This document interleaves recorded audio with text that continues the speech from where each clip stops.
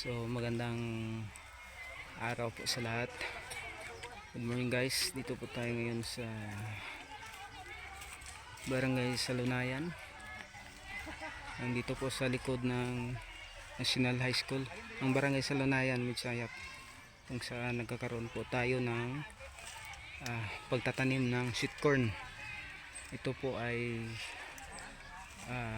sweet corn ng East West Seed Philippines.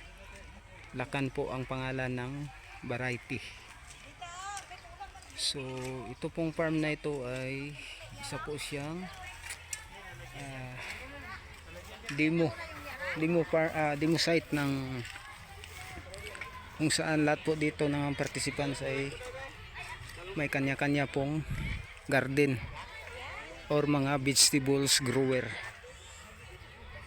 So ang ginawa po dito, bali sponsor po ito ng company ng East West Seed Philippines with the collaborations of our company Biostad Philippines and Dayara. Yun po yung fertilizer.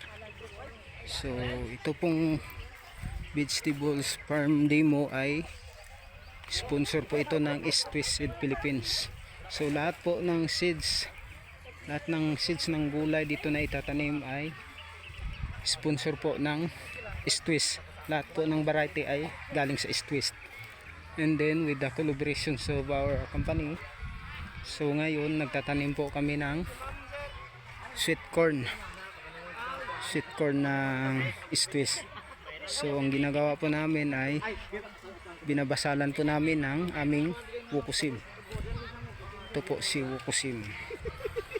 Yan po ang wukusim ni Biostad. Si wukusim ay isa po siyang soil neutralizer.